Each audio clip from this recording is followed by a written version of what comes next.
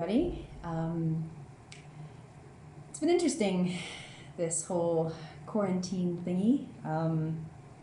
Talked to a lot of people about boundaries, good old boundaries, and boundaries can really start to come up when you're confined in a space with other people.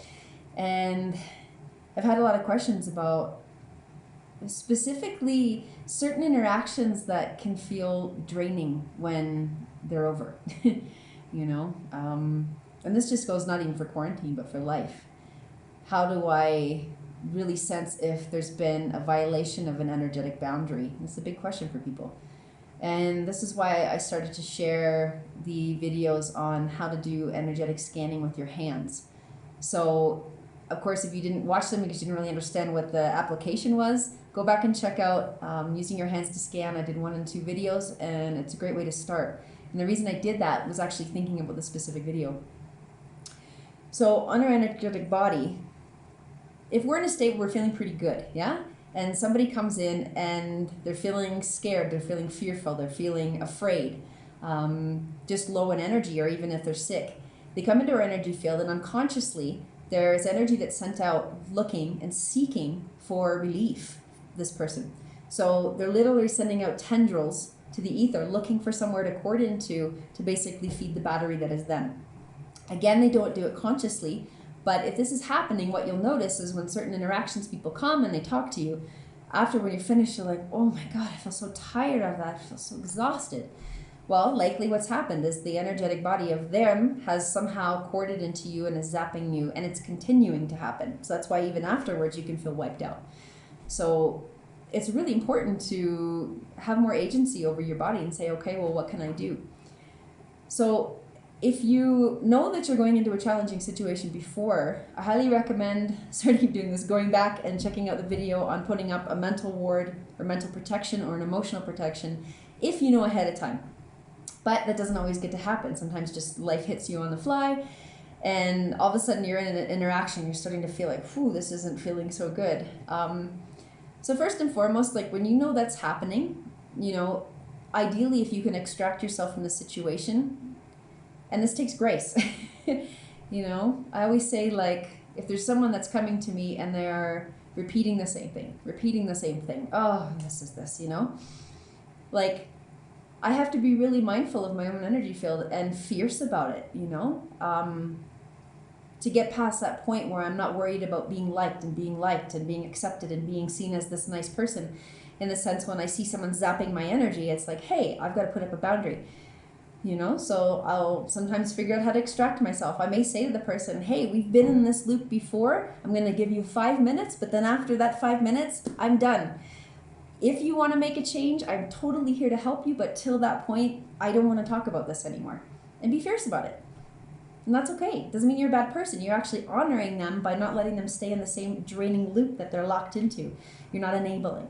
So that's on the physical level what has to happen. But on an energetic level, when you get home, if your hands know how to sense energy, you can start to see, hey, I've got some cords to my body. So one thing to start to practice, what I do is I imagine that I've got all these energy centers coming up my body. So it's good to have a basic understanding of the chakra system, the 7 chakras.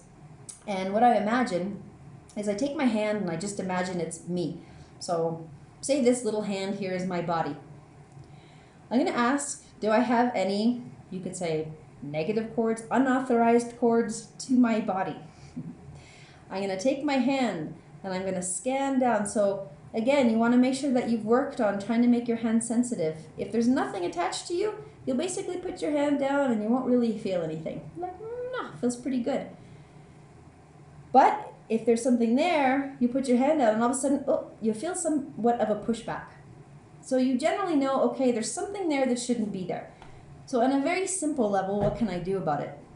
So what I do is I take my scissors, literally like 2 fingers, and I imagine, either in my mind or I can use my hand, but I usually just imagine my body.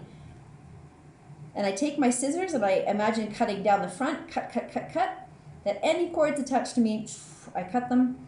I imagine my backside, because of course there's the opposite energy centers going down the back, and I cut.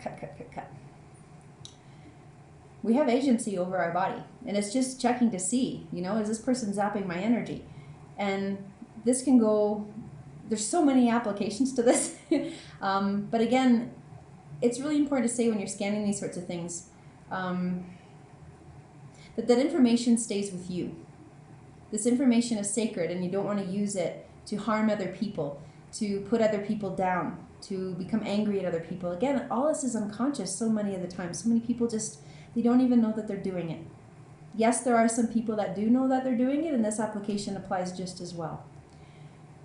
Especially for people that work in healing professions, the people that work on an energetic basis with people. And this can be with psychotherapy, this can be with people who do massage, any of these sorts of things.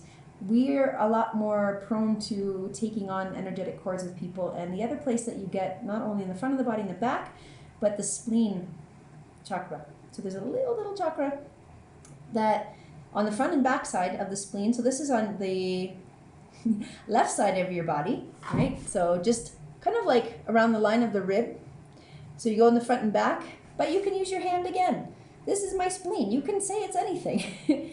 Is there a cord to my front spleen? Oh, there's one there. Oh, is there one there? No. I thought I had one too. And then I check my back spleen. Oh, there's something there. Okay. So then I do the same technique. Cut.